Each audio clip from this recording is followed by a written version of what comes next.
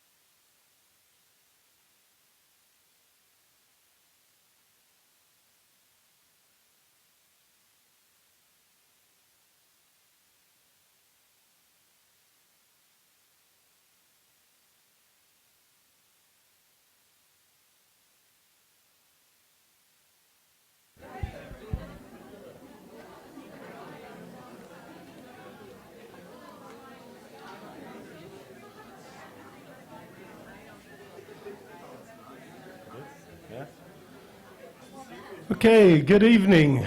My goodness, let me try this again. Good evening. Actually, one more. Good evening.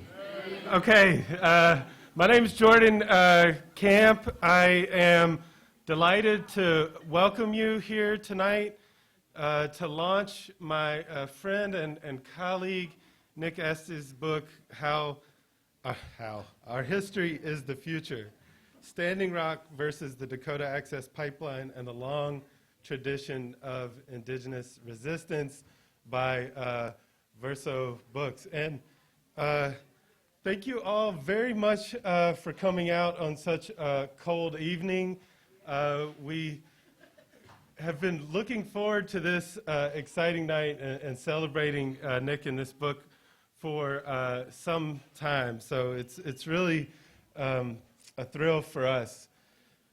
I'm part of what's called a Council for Collaborative Inquiry, along with Christina Heatherton and Manu Karuka here.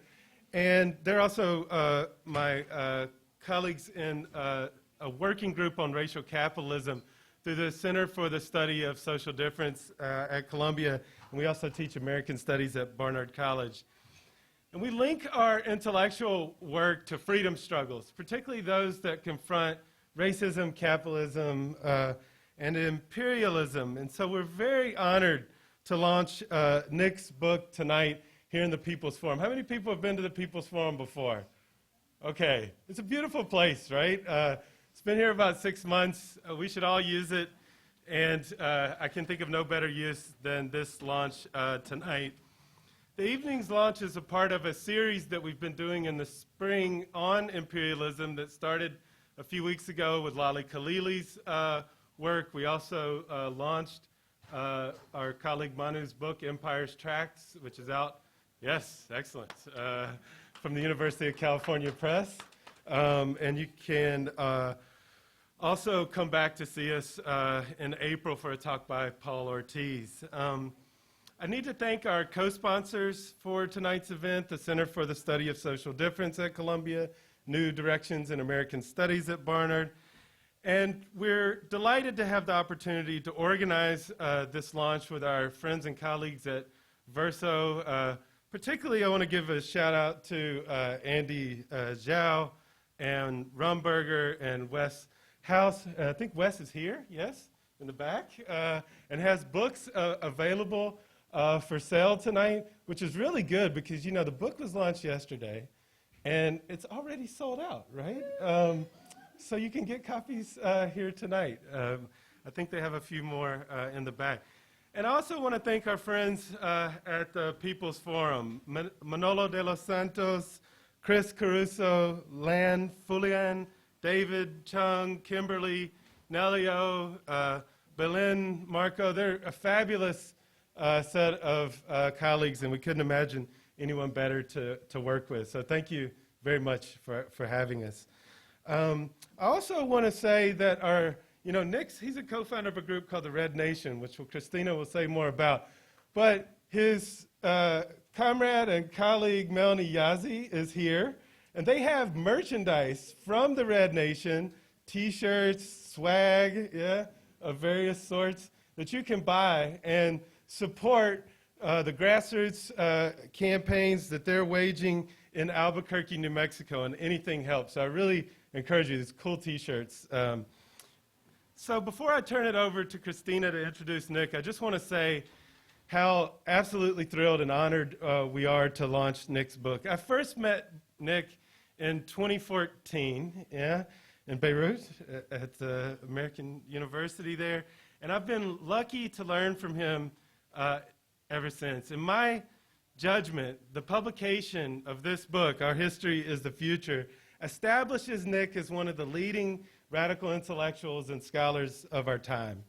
This original and generative book offers a historical materialist analysis of the events at Standing Rock, but it places them in a long tradition of anti-colonial and anti-capitalist resistance. It intervenes in these struggles in the present and then demonstrates the possibilities of alternative futures. It will always make me proud to say we launched the book at the People's Forums. So my warmest congratulations to Nick.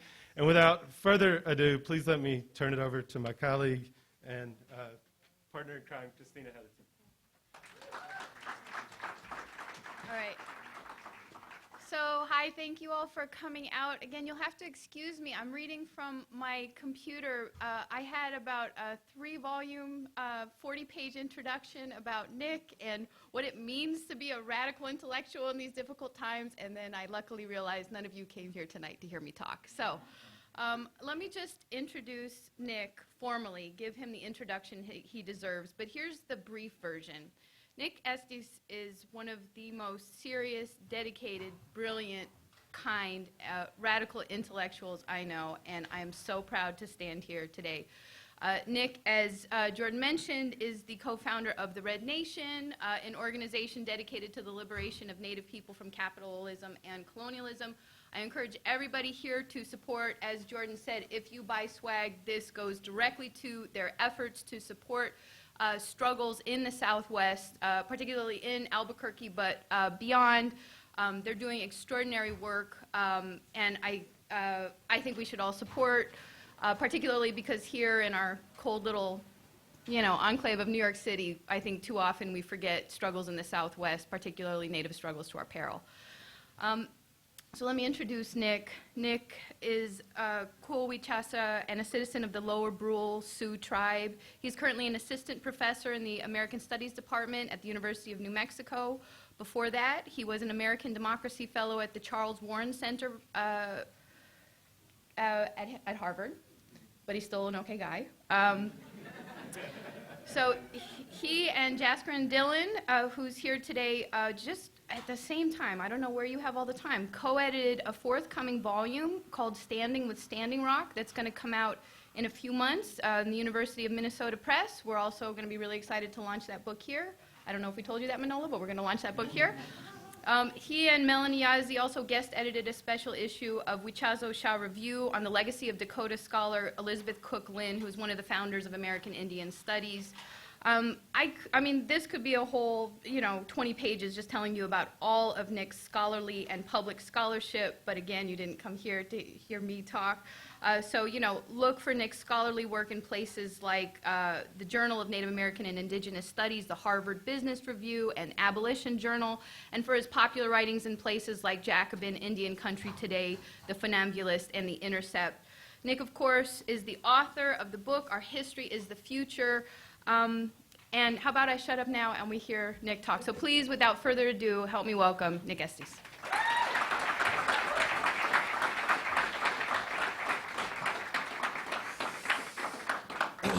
Hamatakiapi nape chuzapi chamte washte. Wow, thank you. This is really quite an honor. And before I start, I just want to acknowledge the water protectors and the caretakers of this land, Manahata, the Lenape people who are the original caretakers of this land. I think it's really important to center that this isn't just a struggle that is somewhere else beyond this city, but it's right here. And I think the Standing with Standing Rock Collective that was created in response to the Dakota Access Pipeline has done so much. And Jasker and Dylan was one of the people who helped found that. So you should check it out. The syllabus is actually still online. It's relevant and current, sadly, because we are still occupied. I also want to give special thanks to my dear friends and comrades, Jordan and Christina. We actually were on a panel in Beirut together, and each of us presented elements of what became your book, Incarcerating the Crisis, and what became my book, Our History is the Future, and then what is, I am assuming, is going to become your book, The Color Line and the Class Struggle. I also want to thank my friend and colleague, Manu Karaku, who I feel like I'm in conversation with in this particular book. And his book, I actually stayed in New York City to go to his book launch because I had the privilege of seeing that manuscript in its earlier form and seeing it as a publication. But that was part of the New Directions in American Studies, as was my book, and so now I'm here today. So without further ado, I'm just going to jump right into this. In the aftermath of the October 27, 2016 raid on the 1851 treaty camp, blockading the Dakota Access pipeline, a rancid smell permeated the camps. Police and private security had heaped the camp's remnants, ceremonial items such as eagle feathers, pipes, medicine bundles, and staffs, along with mangled tents, sleeping bags, clothing, and teepees, into a large pile near the entrance of the Ocheti Shakoi camp. Cops and private security had urinated on the items before returning them. One night after it was decided to ceremonially burn the urine-soaked remnants, an Ihangtawa elder gathered young water protectors around a fire. She was dressed in the regalia she wore the day of the raid, hundreds of copper pennies hung by red ribbons from her dark blue trade cloth dress. She told of her ancestors who were killed during the 1862 U.S. Dakota War. Evicted from their homelands, they fled to present-day Standing Rock. Crossing the Missouri River, not far from the location of Ocheti Shakoi camp, after U.S. cavalrymen massacred Dakotas and Lakotas in the Whitestone Hill Buffalo Hunt Camp. This was, to the day, exactly 150 years before Dakota Access Security unleashed attack dogs on unarmed water protectors at a nearby pipeline construction site. The day after Christmas in 1862, soldiers gathered up 38 Dakota men and boys and imprisoned them at Fort Snelling in Mankato, Minnesota, a place we call Makato. Their medicine bundles were confiscated, heaped in a large pile, and burned as they were led to the gallows, singing their death songs, their crime, defending their nation and homelands. The same week after that President Abraham Lincoln signed the Emancipation Proclamation, freeing black slaves, he also signed the death sentences of 38 Dakota patriots. The copper pennies hanging from the elders' regalia had holes drilled into Lincoln's ears with red ribbons threaded through. He didn't listen, she said of the great emancipator, so we opened his ears. After the 1876 Battle of Greasy Grass, Lakota women used awls to carve holes in Custer's ears so he would hear better in the afterlife. Now it was President Barack Obama, North Dakota Governor Jack Dalrymple, and Morton County Sheriff Kyle Kirchmeier who refused to listen. As singers began a prayer song, the elder reminded the young ones that tears flowing from their eyes were their ancestors speaking through them, and they were not tears of trauma, but of liberation. We survived genocide after genocide, she said. And then she danced, and the pennies swayed with the flickering fire and billowing smoke. Behind her, armed police were perched on a hill half a mile away, and their bright floodlights glared down on us. Our history is the future. This book explores the movement to protect the Missouri River, marching under the banner of Mini Wichoni, or Water is Life. How did it emerge, and how does settler colonialism, a key element of U.S. history, continue to inform our present? No DAPL, as the movement became known under the hashtag, and Mini Wichoni are part of a longer history of Indigenous resistance against the trespass of settlers, dams, and pipelines on the Minnesota, what we call the Missouri River. The Ocheti Shakoi, or the Great Sioux Nation, our relationship to Minnesota and our historic struggle for liberation are fundamentally tied to our prior history of Indigenous nationhood and political authority. This book is less a story about objects, individuals, and ideas than it is a history of relationships, those between the Ocheti Shakoi, the river, and the United States as an occupying power. By focusing on these relationships, we can see that Indigenous history is not a narrow subfield of U.S. history, or of the history of capitalism or imperialism for that matter. Rather, Indigenous peoples are central subjects of modern world history. This is not simply an examination of the past. Like No DAPL and Mini Wichoni, what I call traditions of Indigenous resistance have far-reaching implications extending beyond the world that is normally understood as just Indigenous. A tradition is usually defined as a static or unchanging practice. This view often suggests that Indigenous culture or tradition doesn't change over time, that Indigenous peoples are trapped in the past and thus have no future. But as colonialism changes throughout time, so too does resistance to it. And by drawing upon earlier struggles and incorporating elements of them into their own experience, each generation continues to build dynamic and vital traditions of resistance. Such collective experiences build up over time and are grounded in specific indigenous territories and nations. So for the Oceti Sakowin, the affirmation, water is life, relates to wotakuye, or being a good relative. Indigenous resistance to the trespass of settlers, pipelines, and dams is part of being a good relative to the water, land, and animals, not to mention the human world.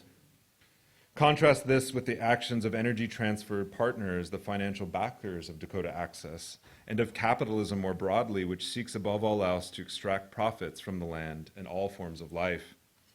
This is not to suggest that Indigenous societies possess the solution to climate change, and in fact, many Indigenous nations have actively participated in resource extraction and capitalist economies in order to strengthen their self-determination. But in its best moments, NODAPL showed us a future of what becomes possible when everyday Native people take control of their lives and their own destinies and lands, while drawing upon their own traditions of resistance. I'm interested in the kind of tradition of Indigenous resistance that is a radical consciousness, both anti-capitalist and anti-colonial, and is deeply embedded in history and place, one that expresses the ultimate desire for freedom. This region, our homeland, is also a part of Gesapa, the Black Hills, or the heart of everything that is. Gesapa is the beating heart of the Lakota cosmos, where we emerged from Red Earth, took our first breath, and gained our humanity as the Oyate Luta, the Red People, or the Red Nation. During the last ice age, massive glaciers carved up the land, and after the ice retreated, it left rolling hills and tunneling valleys that became buffalo roads, where herds that once blackened the plains traveled during seasonal migrations to and from water. The buffalo followed the stars, and the people followed the buffalo. To honor our relations, we called ourselves De Oyate, the Buffalo Nation, or Wichachbi Oyate, the Star Nation. In these ebbs and flows of migration, all roads led to Minisose, which translates to roiling water for the once astir and often muddy river. If Gesapa is the heart of the world, then Minisose is its aorta. This is a Lakota and Indigenous relationship to the physical world. What has been derided for centuries as primitive superstition has only recently been discovered by Western scientists and academics as valid knowledge. Nevertheless, knowledge alone has never ended imperialism. The US military understood this vital connection to place and other than humans in the 1860s when it annihilated the remaining 10 to 15 million buffaloes in less than 2 decades. A century later, another branch of the military, the US Army Corps of Engineers, constructed 5 earthen-rolled dams on the main stem of the Missouri River, turning life-giving waters into life-taking waters. A river that was once astir was now choked and plugged. After World War II, the United States also aimed to get out of the Indian business, to terminate federal responsibilities to Indigenous peoples that had been guaranteed through treaties, to relocate Indigenous peoples off the reservations, and to sell off remaining lands and resources to private industry and white settlers. The Pick-Sloan Plan, as it became known in 1944, a basin-wide multi-purpose dam project which aimed to provide post-war employment, hydroelectricity, flood control, and irrigation to white farming communities in far-off cities, worked in tandem with Indian termination and relocation. With the flooding of the fertile river bottomlands, people were forced off the reservation, and remaining lands were largely uninhabitable, making relocation the only option for many. Thus, 30% of the Missouri River reservation populations were removed, 90% of commercial timbers were destroyed, thousands of acres of subsistence farms and gardens were flooded, and 75% of wildlife, plants indigenous to the river bottomlands, disappeared. Over the last 200 years, the US military has waged relentless war on the Oceti Sakowin as much as it has on their kinship relations, such as the Buffalo Nation and the Missouri River. What happened at Standing Rock was the most recent iteration of an Indian war that never ends. So Standing Rock's capacity to bridge historic divides in Indigenous communities has set it apart from other tribal councils and other tribal governments. This history was decisive in the creation of the NODAPL movement, which began with the coalescence of tribal councils and Indigenous grassroots movements. It's nothing for you to come and say, we want to do this, we want to build a pipeline, we want to be friends with you, said Phyllis Young to representatives of the Dakota Access Pipeline at a hearing in 2014, 2 years before they began construction. Young was a councilwoman and a longtime member of the American Indian movement. To her, naming a pipeline Dakota Access and a state, North Dakota, after the very people they intended to swindle and about whom they knew nothing was an insult. North Dakota, she asked. Mia ma Dakota, I am Dakota. Dakota means friend and ally, she said. By trespassing, the pipeline company and the state didn't behave as friends or allies. Quite the opposite. This is Dakota territory. This is treaty territory. This is where you agreed not to come into my territory, she continued. It was a reminder that treaties are not an Indian problem. They are everyone's problem. Signed between a settler government and indigenous nations, they are also the responsibilities of non-natives. An even older document, the U.S. Constitution, regards treaties as the supreme law of the land. So if Dakota Access didn't respect Standing Rock sovereignty or the Ocetishakowie's ancestral and treaty territory, then, Young warned, quote, we will put our best warriors in the front. We are the vanguard. We are Hunkpapa Lakota. That means horn of the buffalo. That's who we are. We are the protectors of our nation, of Ocetishakowee, the 7 council fires. Know who we are. She left them with this final message. We understand the forked tongue that our grandfathers talked about. We know about talking out of both sides of your mouth, smiling one side of your face. We know all the tricks of the Wasichu world, the colonizer's world. Our young people have mastered it. I have mastered your language. I can speak eloquently in the English language. My grandmother taught me. But I also know the genetic psyche. I also know the genetic psyche, and I also have the collective memory of the damages that have occurred to my people, and I will never submit to any pipeline to go through my homeland, end quote. Beyond the Dakota Access Pipeline, a growing international movement is fighting the expanding network of pipelines across North America. The Kinder Morgan, Keystone XL, Enbridge 9, Bayou Bridge, and TransCanada Energy East, among a whole host of others, connect Indigenous nations and frontline communities. The appearance of each new flashpoint of struggle indicates a growing anti-colonial resistance led by Indigenous peoples against settler colonialism and extractive capitalism. New pipelines are creeping across the continent like a spider web with frightening speed, but in the process they are also connecting and inciting to action disparate communities of the exploited and dispossessed. Each pipeline exists in relation to other pipelines, and while Dakota Access technically only extends from North Dakota to Illinois, it is fundamentally a transnational project, interlinking with other pipelines and infrastructure to ship oil to a global market, crossing the boundaries of settler states and trespassing through Indigenous territory. A vast array of solidarity networks supported the No DAPL struggle. Black Lives Matter, Palestinian justice organizations, religious groups, military veterans, and many more from other social locations and movements galvanized support for the Indigenous-led resistance from far beyond the physical geography of the Standing Rock Indian Reservation. And No DAPL was reminiscent of other allied struggles that have enriched the Indigenous struggles in the past, including the International Indian Treaty Council and the Indigenous international movements of the 20th century. Countering settler colonialism's own physical infrastructure, trade routes, railroads, dams, and oil pipelines is the infrastructure of Indigenous resistance, its ideas and practices of solidarity. The resistance camps at Standing Rock may have been temporary, but the struggle for Native liberation continues. And now I want to turn briefly to the history that laid the foundation for solidarity at No DAPL, a history by no coincidence that also began at Standing Rock. So in the aftermath of the American Indian Movement, or AIM's armed takeover of Wounded Knee in the Pine Ridge Indian Reservation in 1973, state repression nearly crushed the U.S. Indigenous movement. The following year, the same Lakota elders who had called upon AIM to take a stand at Wounded Knee called upon them again to take the issue of Indigenous nationhood in the form of treaty rights to the United Nations.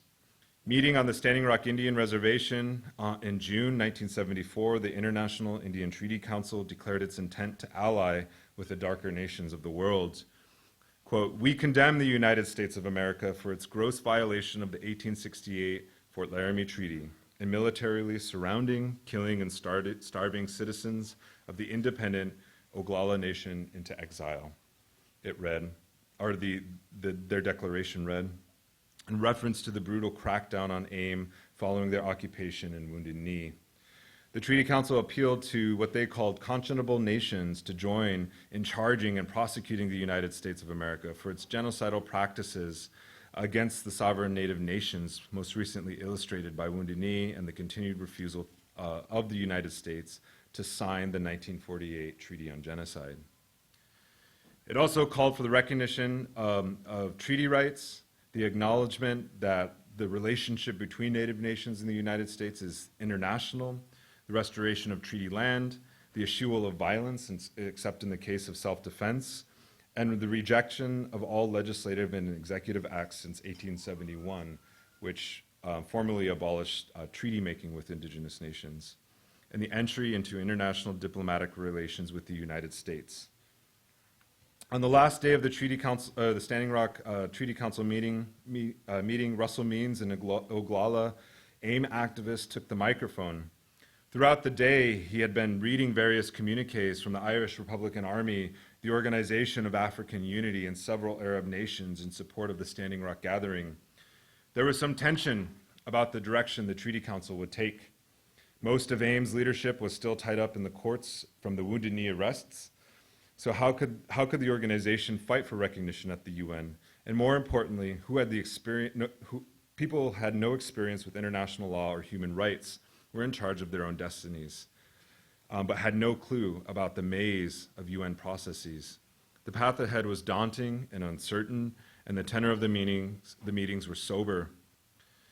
Means stated that the Treaty Council must look to all potential allies, quote, "The United Nations, the Organization of American States, the Organization of African Unity, the Arab countries, the Communist bloc, and whatever is necessary for us to get our treaties in court and would give us the world forums a chance to hear us," end quote. Moreover, Means emphasized the historic character of American Indian struggles as it related to the rest of the world. Quote, "What we are into is revolution, turning that cycle of life always back," he said. It wasn't just about Turtle Island because, quote, "In the history of the world, the successful struggles for independence and the struggles which are still going on for independence all involve land. All involve land. Whether it's in Africa or Asia or Southeast Asia or the Mediterranean or the Middle East or in Ireland, in the United States or Canada or South America or Central America or Micronesia or Puerto Rico," end quote. And now the Treaty Council had a global forum and allies worldwide. So in its publication, Oyate Wichaho, or Voice of the People, Dakota AIM frequently published interviews, short stories, poetry, and reports from Palestinians resisting Israeli occupation, even referring to Palestinians as relatives. Indigenous internationalism, as Means spelled out in his 1974 speech at the first Treaty Council meeting, was bound to the struggles of those fighting for emancipation of their homelands. And in the end, these alliances with the Global South and national liberation organizations proved the most productive for the Treaty Council. When the world turned its back on AIM, after Wounded Knee, the world's colonized reached out and helped launch Indigenous peoples' rights at the international level. International Treaty Council delegations were directed to make friendly relations with other countries and to ask them to recognize the 1868 Fort Laramie Treaty. The delegations were well received by their hosts, especially in the Soviet Union and Eastern Bloc countries, who were eager not only to support Indigenous causes, but also to point out the hypocrisy of U.S. humanitarian intervention abroad while it denied freedom to its own people. During a 1977 visit to the Soviet Union, Kazakhstan, Mongolia, and West Germany, Treaty Council representatives Aline Goddard, Bill Means, Greg Zephyr, and Bill Wapapa met with Iraqi, Algerian, and Namibian delegations. I think because we got to know our brothers from the South better on these tours, we understand more than before that we are one people, observed Wapapa. Much like the European socialist regime's support of black revolutionaries like Angela Davis, who was imprisoned by the state of California and later released, Eastern Bloc countries provided transnational solidarity to American Indian struggles. And more importantly, where Indigenous peoples found a hostile audience in North America, they found a welcoming audience abroad, especially among the socialist nations and other colonized peoples. The red nations of Europe and Asia provided a platform and support for the red nations of North America. Treaty Council delegations were frequent, and the relationships they fostered were lasting and deep. For example, in 1979, when the Iranian Revolution erupted, revolutionary students took hostage 52 U.S. diplomats and citizens, holding them at the U.S. Embassy for more than a year. By taking hostages, the students hoped to prevent the return of the U.S.-backed dictator. And nearly forgotten, however, is the Treaty Council's role in helping to peacefully end the situation, as well as the mail exchange program they ran for the U.S. hostages. According to Russell Means, after the 1977 Geneva Conference, Ames' ties to the Palestine Liberation Organization, or PLO, gave the Treaty Council, quote, some credibility in that part of the world.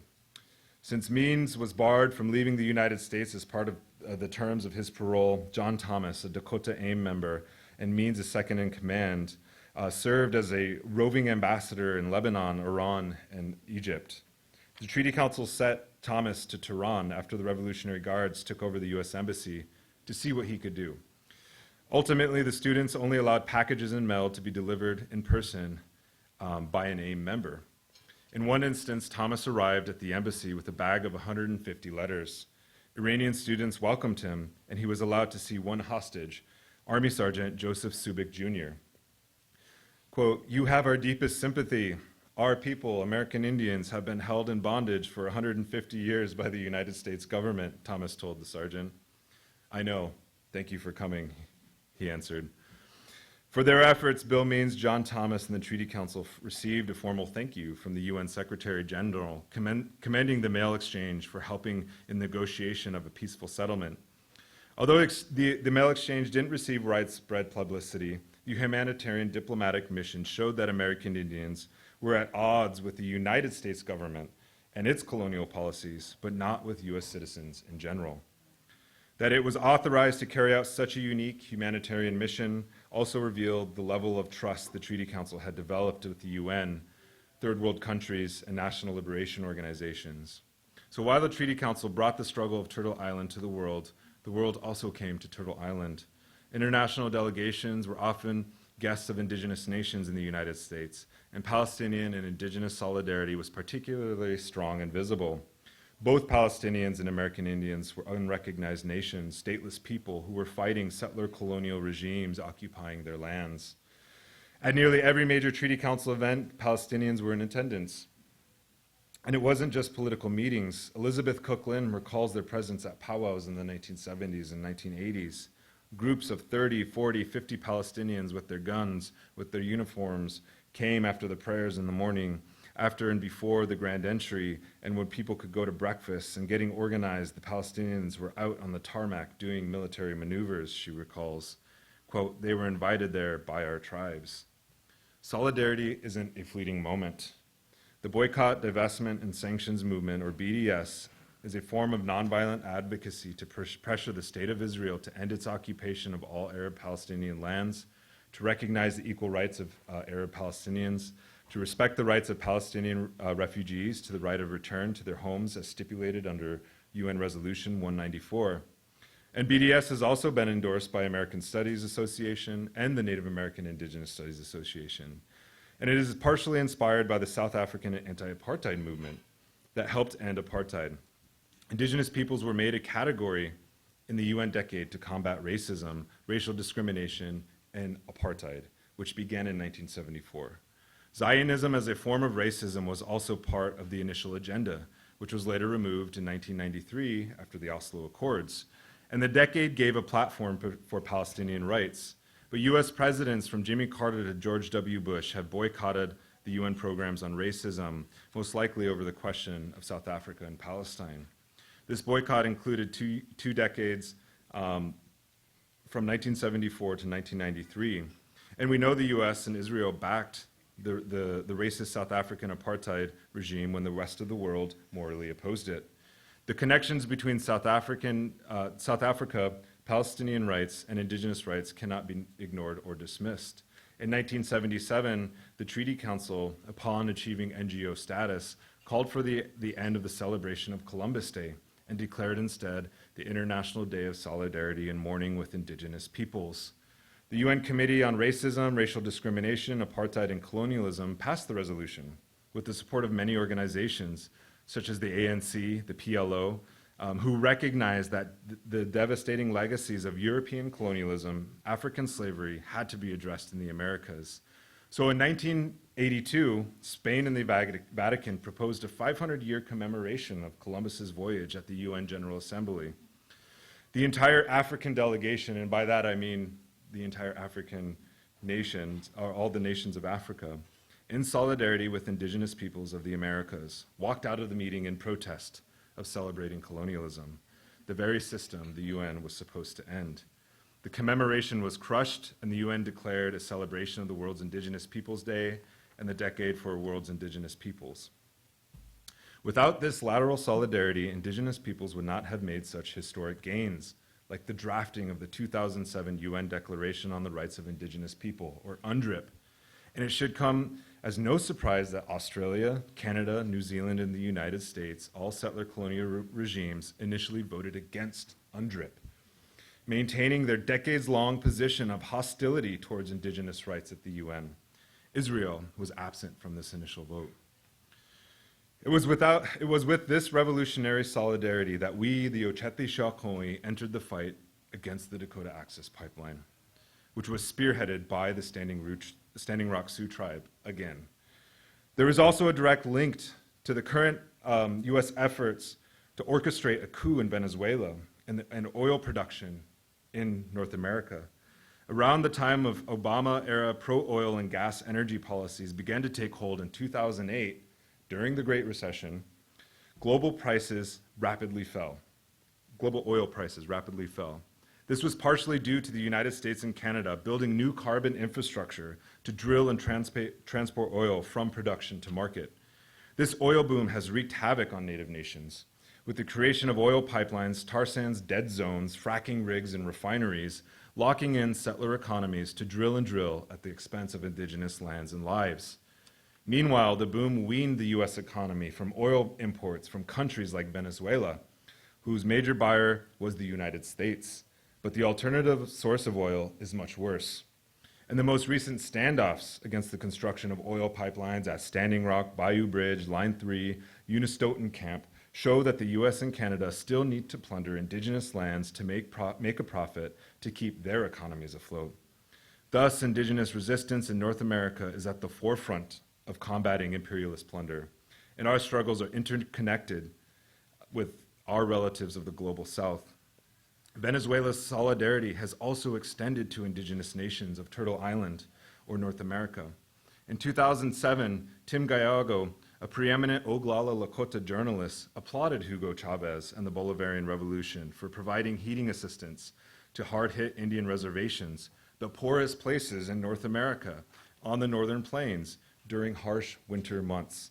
Citgo Petroleum, a Venezuelan state-owned oil company, has for nearly a decade donated millions of dollars of heating oil, not only to reservation communities in the United States, but also to low-income Black and Chicanx neighborhoods and homeless shelters.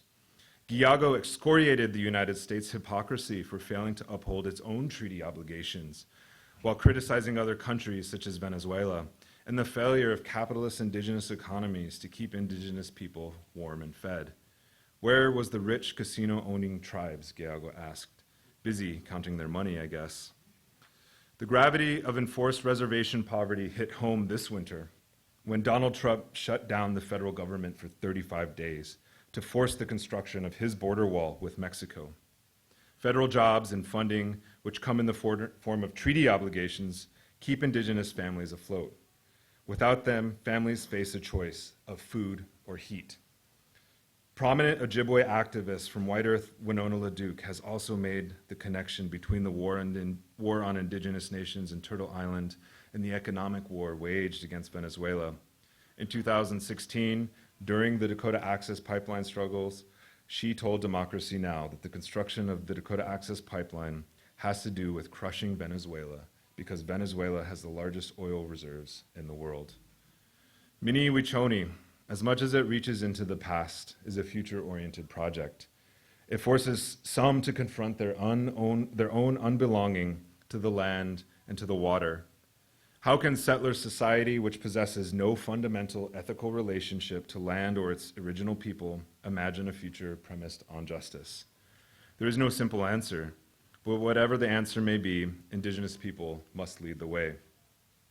Our history and long tradition of Indigenous resistance provide possibilities for futures premised on justice. After all, Indigenous resistance is animated by our ancestors' refusal to be forgotten, and it is our resolute refusal to forget our ancestors and our history that animates our visions for liberation. Indigenous revolutionaries are the ancestors from the before and the already forthcoming. So perhaps the answers lie within the kinship relations between Indigenous and non-Indigenous and the lands we both inhabit. There is a capaciousness to Indigenous kinship that goes beyond the human and that fundamentally differs with a heteronuclear family or biological family. Making kin is to make people into familiars in order to relate, writes the Dakota scholar Kim Tallbear. This seems fundamentally different from negotiating relations between those who are seen as different between sovereigns or nations, especially when one of those nations is a militarized white supremacist empire. The water protectors ask us, what does water want from us? What does the earth want from us? Mini Wichoni, water is life, exists outside the logic of capitalism. So whereas past revolutionary struggles have strived for the emancipation of labor from capital, we are challenged not just to imagine, but to demand the emancipation of earth from capital. For the earth to live, capitalism must die. Hechetu, Willow.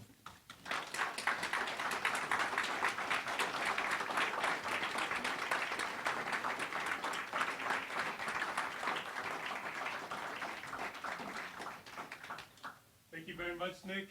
We have time for a few questions, and I think I can have a mic somewhere.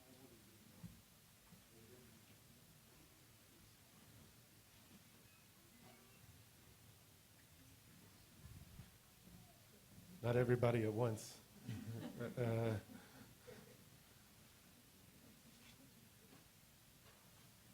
Yeah.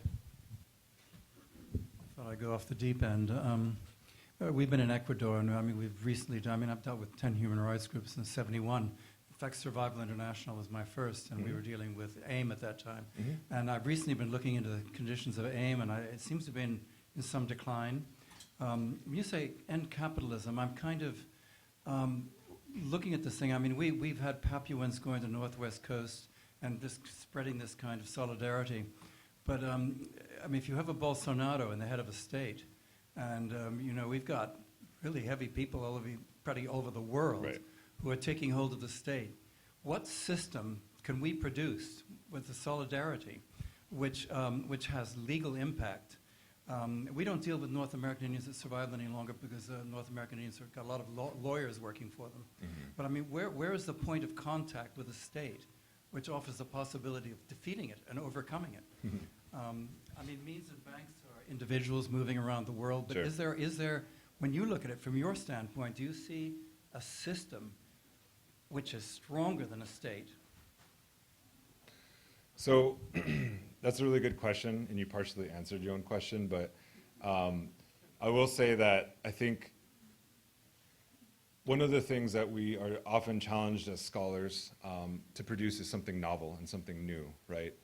And I think there's a utility to that, but I also think that there's things that have been done in past generations that aren't it's not necessarily about repeating them, but there's things to build on. And I think what I was trying to point out in this particular chapter that I was reading from, and this particular point that I was making, was that there is a form of international solidarity that still exists and is very vibrant. I'm not saying it's the solution, but it's something to build off of. And it's important to remember and to articulate Indigenous struggles in relation to these broader movements, right?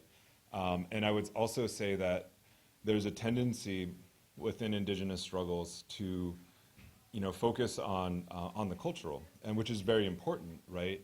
But I think, one of the things that's always troubled me about things like the Dakota Access pipeline or the Keystone XL pipeline is that we can't just say we deserve clean drinking water, because non-Native society doesn't recognize that as a right, right? And the state doesn't recognize that as a right. And so I would make the argument that access to clean drinking water is a class struggle, right? And that's something that I saw uniting people at Standing Rock and elsewhere, not just Standing Rock, but in other flashpoints around the world. And I think there's something to build on that. There is certain universalisms that we can put forward that we should be fighting for, right? I don't know how to speak on, pulling the levers of the state to, be our benefactor all the time, because I think that's been a failed project for Native folks in the United States, especially when, like I said, when that state is a white supremacist empire, It doesn't mean that we turn away from the state and isolate ourselves, but we have to engage that struggle in whatever form that takes. I think the folks like Bolsonaro and Trump are more of symptoms of neoliberalism that has choked out any alternative to capitalism, and so that's why you get this right-wing authoritarian turn. And all that means for people, on the ground is that we have to build an alternative. And I don't see that really happening in the United States. I see it happening in other parts of the world who are taking serious these issues.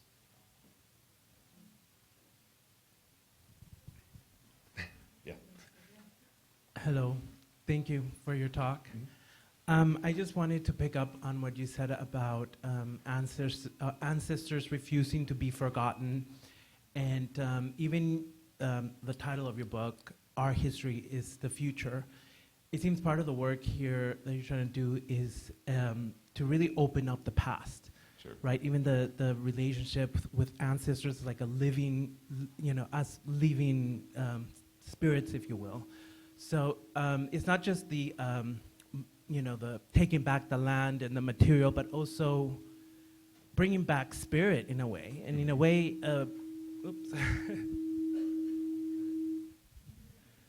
commuting with ghosts,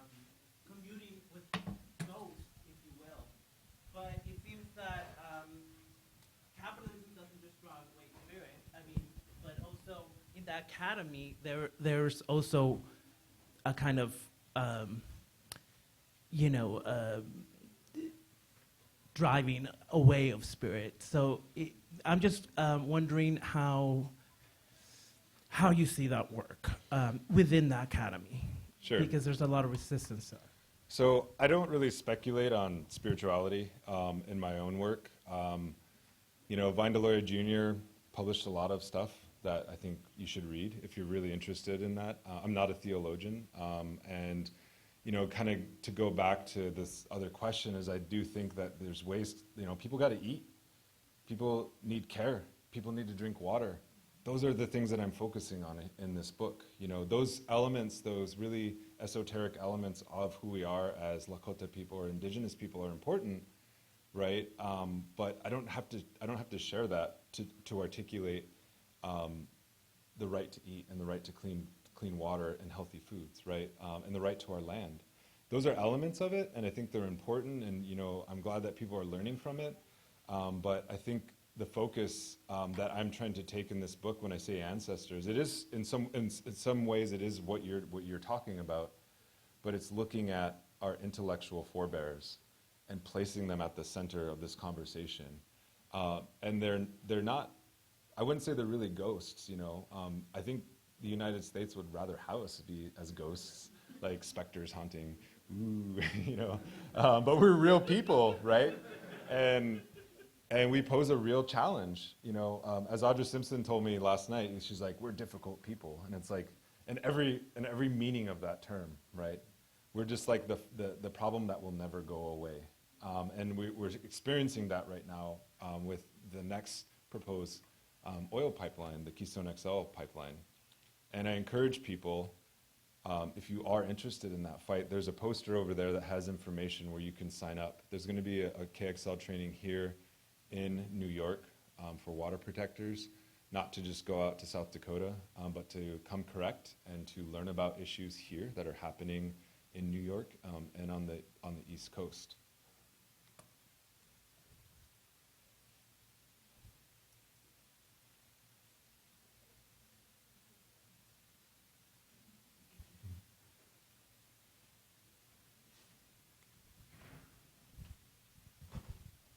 Thank you for your talk.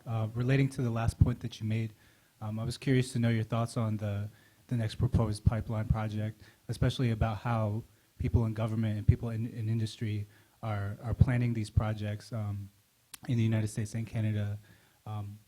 While they're planning it on the ground, they're also thinking about how to deter and extinguish resistance movements. And I'm curious to know how you see the coming resistance movements, how we can organize and formulate that.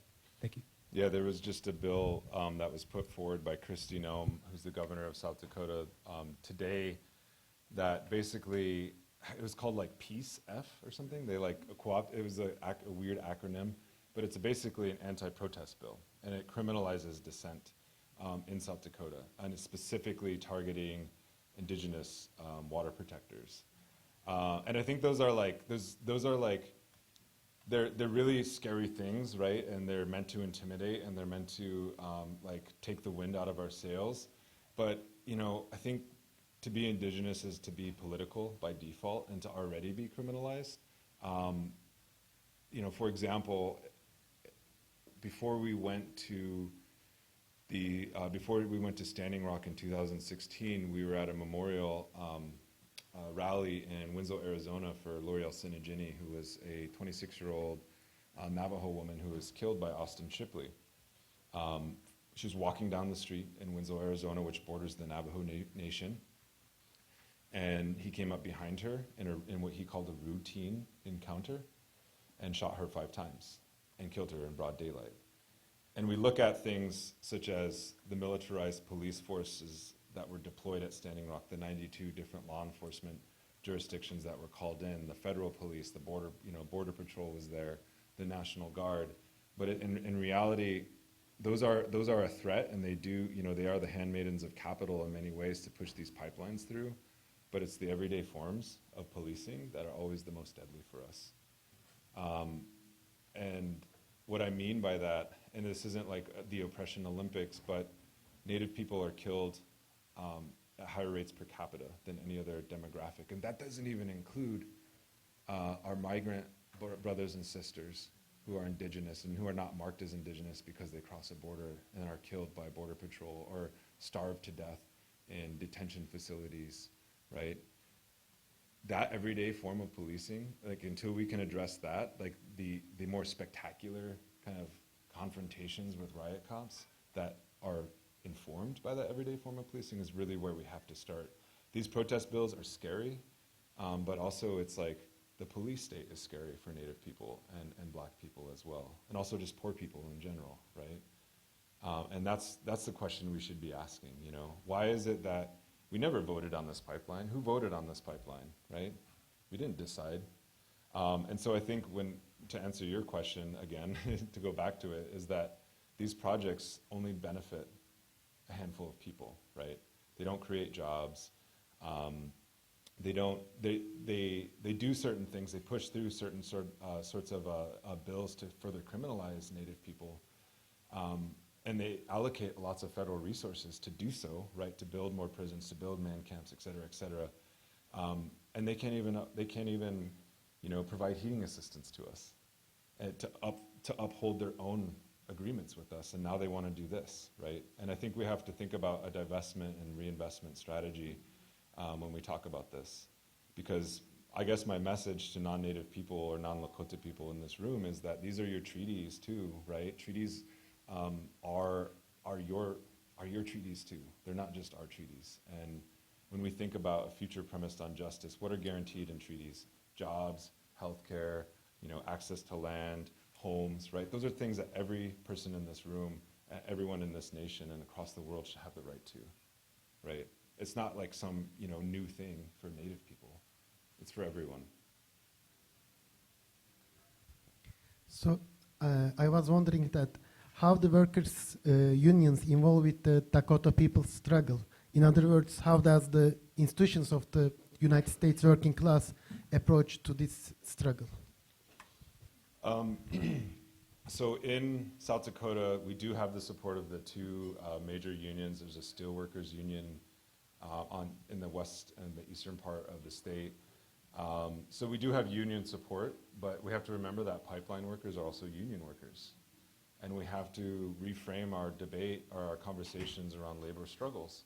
Harsha Walia, who was one of the founders of No One is Illegal in Canada, wrote this really great article, and she's been doing outreach with these extractive industry unions, right, to talk about them, to say, whenever the police come in and beat up Native people and their allies to push through these projects, they're breaking a picket line, and you're crossing it, right?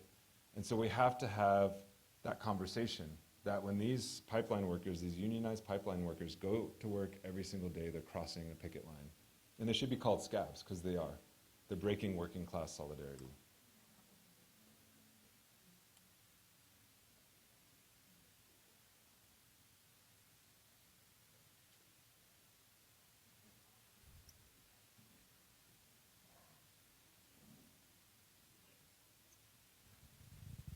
Hey, thanks for your talk. I was wondering if you could talk a little bit about like the rights-based framework. I've heard you using like the right to land, the right to water, and the right to food and housing, and also in terms of treaties and stuff, and just like the utility of that framework, and then maybe the limits of it too, as you see it in this particular work.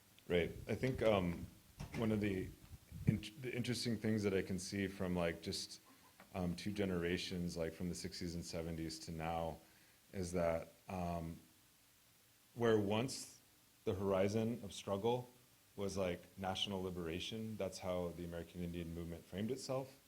Now the horizon of struggle, because neoliberalism has choked off alternatives, is the recognition of injury by the state, by the primary perpetrator of violence.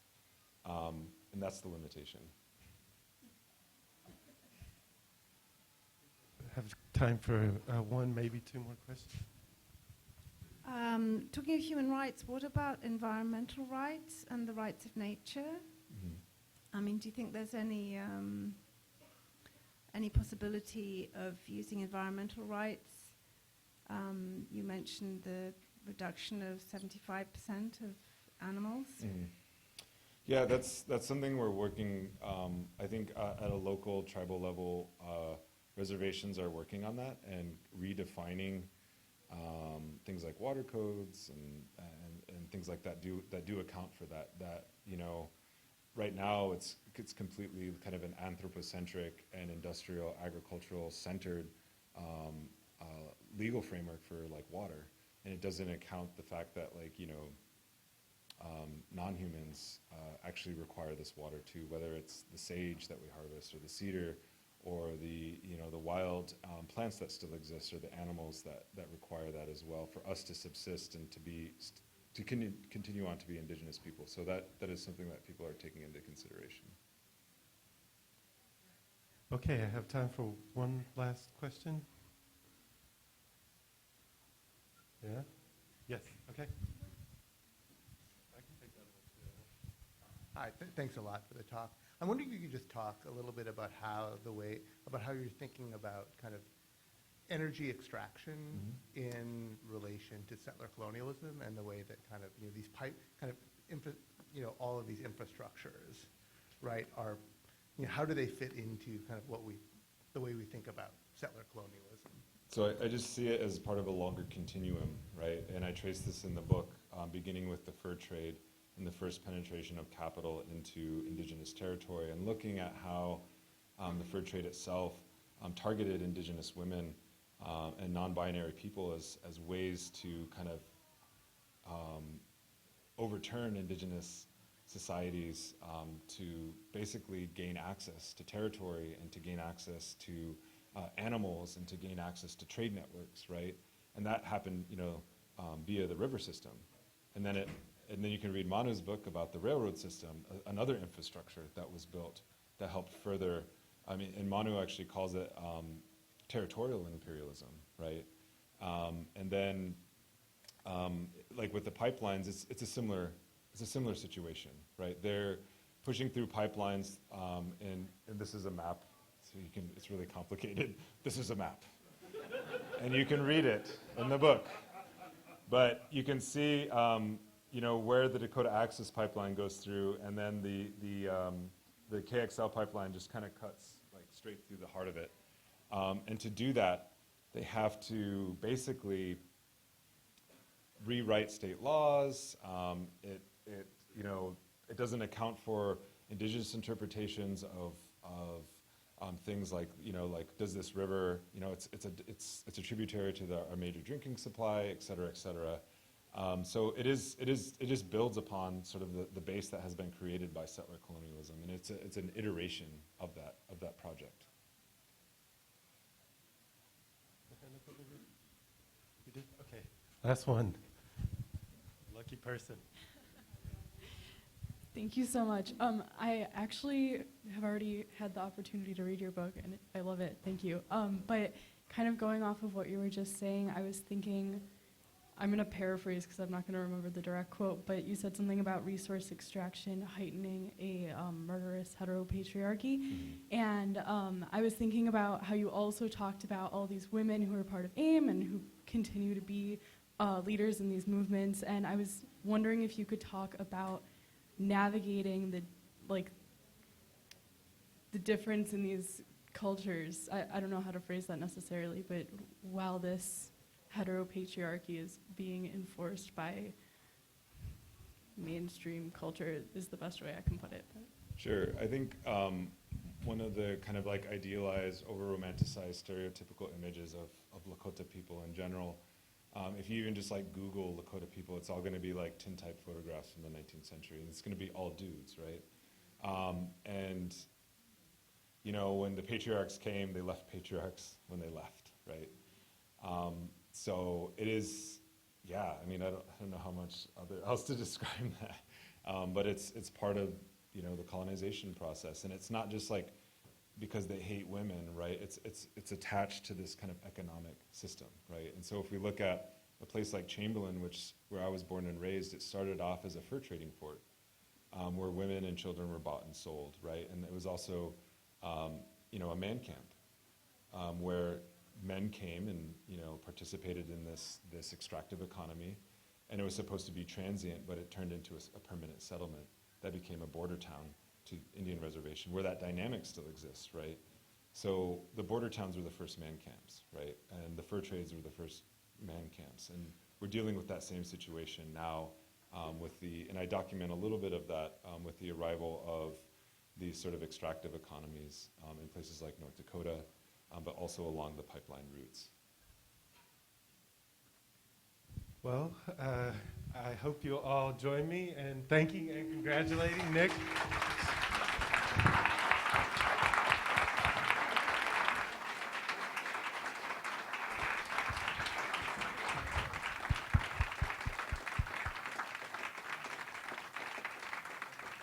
And I'm sure that Nick would be glad to sign a copy of his brand new book. You can get copies back from our friend Wes House from Verso in the back. And if you already have a copy and just want to hang out, I hope you'll join us for a reception. We have some food and some wine. So, okay. Thanks for coming.